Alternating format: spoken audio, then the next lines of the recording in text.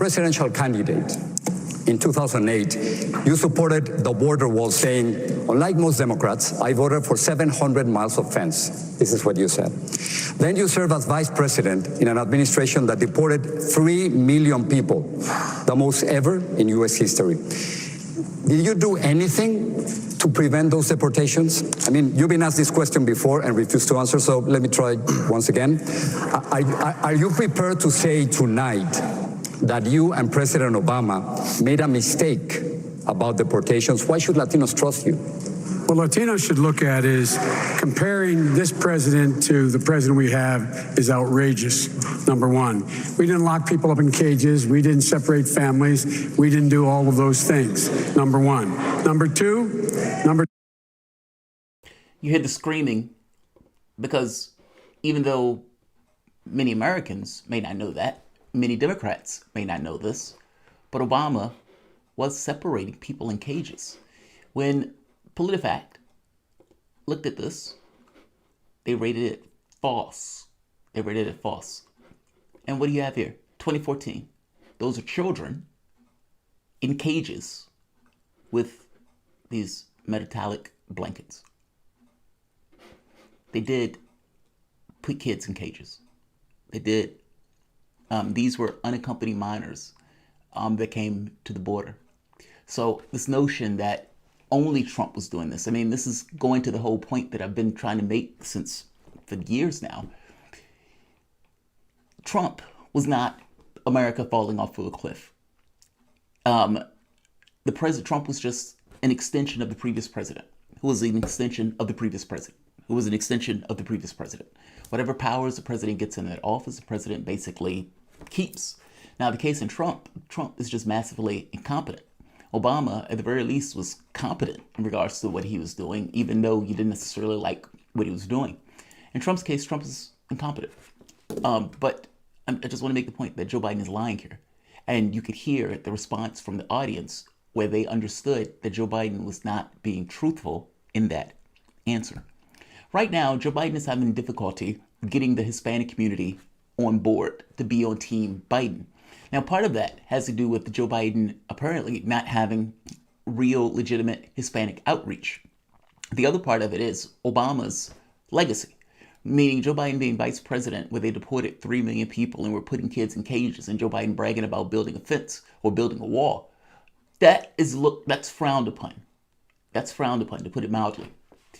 On top of that, you have one more issue that I don't think can be overstated. The majority of the Hispanic community is under 35. I didn't know that. The majority of the Hispanic community is under 35. Now, when you look at Sanders and what he was pulling in under the age of 35, he was pulling like 70% or more. And so you get to see all of these issues for Joe Biden all at once. Yes, Joe Biden, between Trump, will probably win the Hispanic vote. But the catch becomes, what is that number? That number has to be of sufficient amount that allows Joe Biden to at the very least get over a certain bar in order to actually win that election. Meaning you can't take the Hispanic community for granted, even though Democrats basically take the Hispanic community for granted. They point to the Republican and say, oh, that guy is horrible. Don't you want, at the very least, me? Well, you have Hispanics who are really pissed off at what happened during the Obama administration. Joe Biden has been living off of that administration. So Joe Biden has several difficulties in trying to get the Latin or the Hispanic community on his side. One political operative made the point that says, I don't think Joe Biden has a political strategy or has a path to the White House using the Hispanic community. Basically saying, look, based on what I've been seeing, it doesn't look like Joe Biden is trying to get or use the Hispanic community to get him into the White House. That's a rough quote.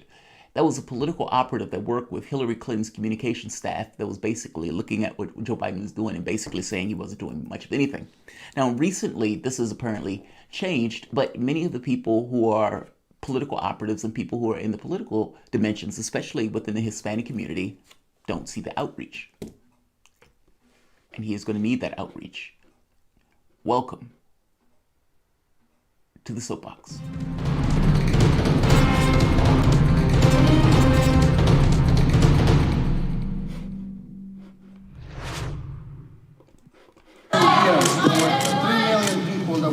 deported and separated from their families. Yeah. We have this classification of families. Well, you should vote for Trump. Families. You should vote for Trump. No, I'm not. I'm not included. But I want to make sure that immigrant families and people like Sylvia are not afraid. And you have the power as a candidate to actually commit to stop all deportations from day one through executive action, and we want to hear you say that. I will not stop all deportations if you commit a crime that's a felony. Not one more deportation. Not one more deportation. To say Joe Biden had a tense relationship with the Hispanic community is somewhat of an understatement. Groups like this would basically accost Joe Biden at one campaign stop after the next. And Joe Biden basically had to take it.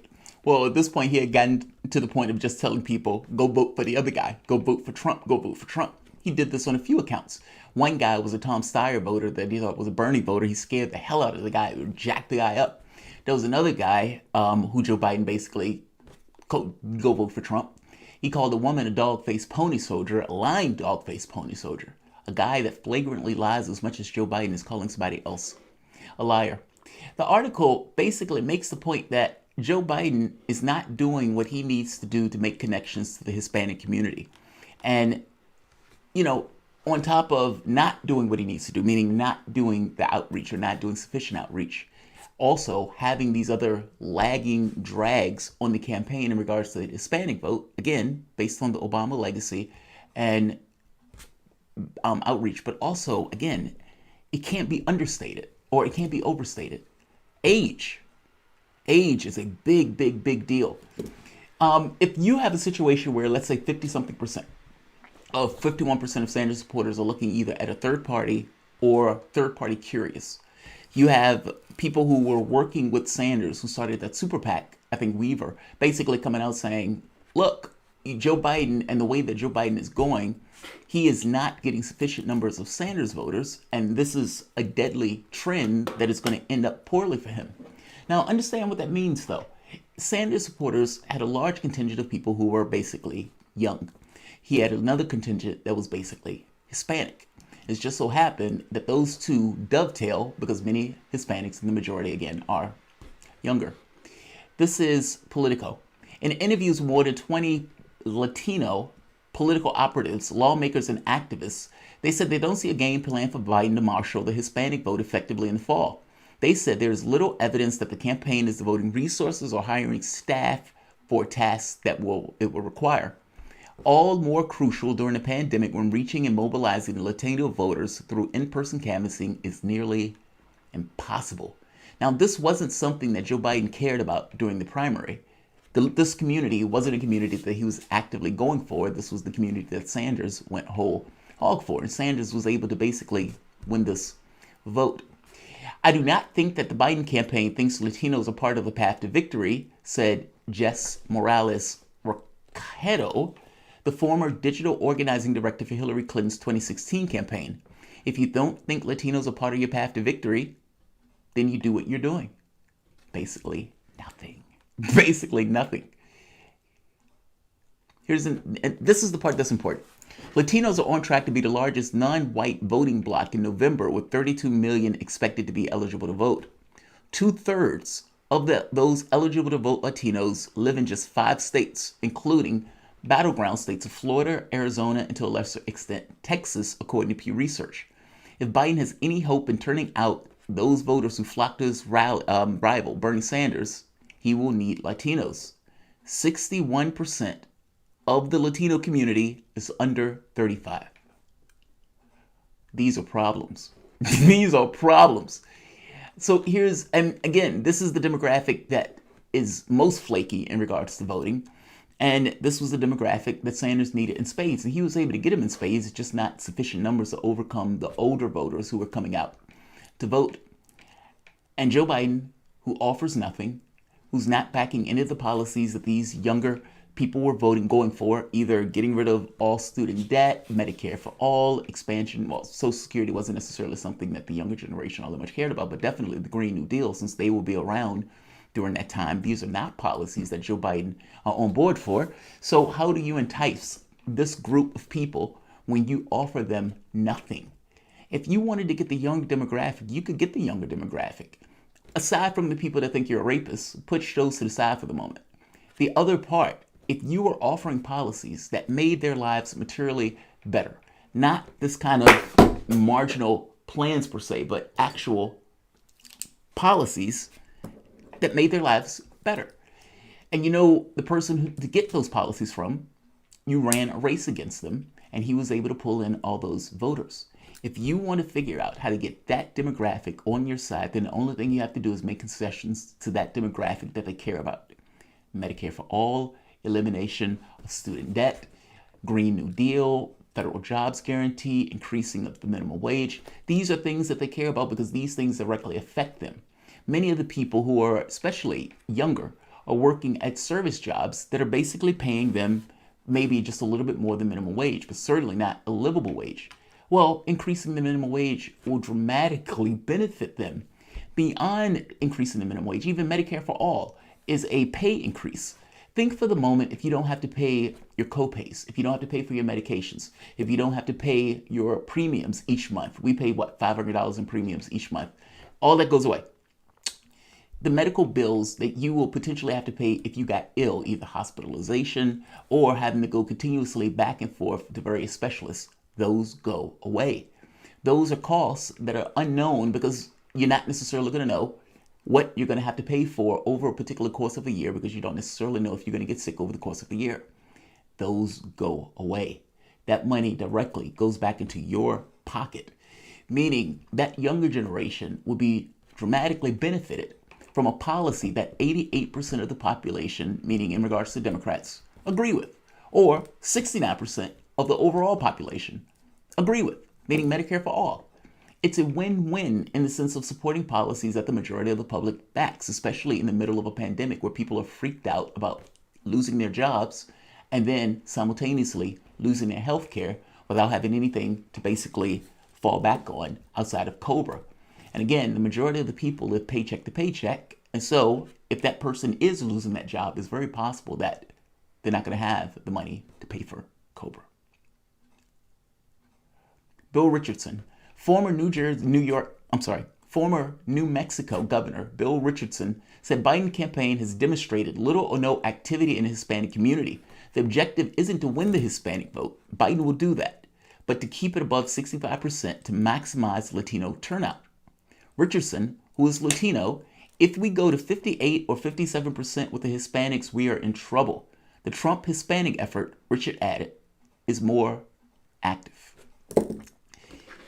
To make this point that much more clear, this is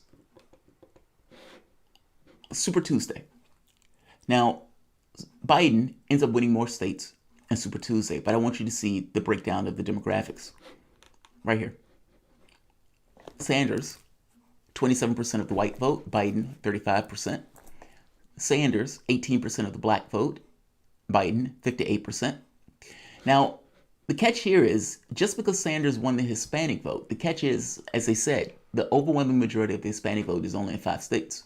So even though you may have Hispanics in other states, the bulk of them are only in 5. African Americans are pretty much all over the country. So if Joe Biden is winning the black vote in sufficient numbers like this, especially going into the South, Sanders can't keep up with that. You don't have enough Hispanics in order to make that work, without the exception of being in somewhere like Texas or California. The Hispanic vote, Sanders, 35%, Biden, 27%. And this is the average. Asians, 40%, Biden, 17%. They're not a huge number of Asians, though. Look at the youth vote. 16 to 29, 63%, Biden, 17%. You're going to have to entice those voters to come out and back you. Here's the other one, 30 to 44, 42%, Biden, 23%. When you get to 45 to 64, that's when Biden starts to take the lead and it reverses. But are you really going to have somebody, an octogenarian, going from door to door, dropping off flyers for one Joe Biden? I don't think so. I don't think so. Which means you need a contingent of those youth voters that Sanders was getting if you're going to have any level of a foot soldier our foot soldiers to kind of go around to these various places in order to drop off flyers or whatnot. Otherwise, you're going to have to pay for those services, which is going to be more drains on your resources, or more of a drain on the resources that are already strained because Trump and Republicans have been outraising Democrats and have more money on hand. Making a very basic point. Biden has 3 problems. Immigration policies of Obama, there's nothing you can do with that. That's in the past. Outreach, there is something you could do with that. There's a little bit more effort to that. But if Joe Biden doesn't necessarily believe that that's going to be a way for him to win, then he may not necessarily invest resources that he have a hard time accumulating in general. On top of that, the youth vote. 61% of Hispanics are under 35. That demographic was the demographic that went to Sanders to the tune of 63% to 17% for one Joe Biden. Well, it's a little different. It's like 50-something%. I mean, because 30 to 44. But let's say, split the baby. Let's say 55% to Joe Biden's 17% or whatever. You got to get those voters. And how do you get those voters if you're not pushing basically moderation? Nothing expansive, nothing imaginary, and nothing to really deal with their material concerns in a way that is greater than just a marginal difference between who you are versus who the person you're running against. I'll leave this here. I don't want to beat a dead horse. But, I'm not going to say people, who are backing Biden at this very moment need to panic. But it should be, to some degree, worrying that one of the main constituencies of the Democratic Party doesn't necessarily seem to be all that warm on Joe Biden because of the policies that the Democratic Party has taken. And again, these guys are very young in regards to numbers, and that is not a demographic that Joe Biden was able to get. So there are all sorts of negative signs in regards to Joe Biden in the Hispanic community. He has been making moves in order to try to change some of that in regards to some of his outreach. But many of the people who are working on his staff and whatnot didn't see how he was actually doing this stuff in regards to outreach, nor would he release the numbers to show how many people he had on staff of the various demographics. That's where you're at. You chose Joe Biden. This is what you get. Like, share,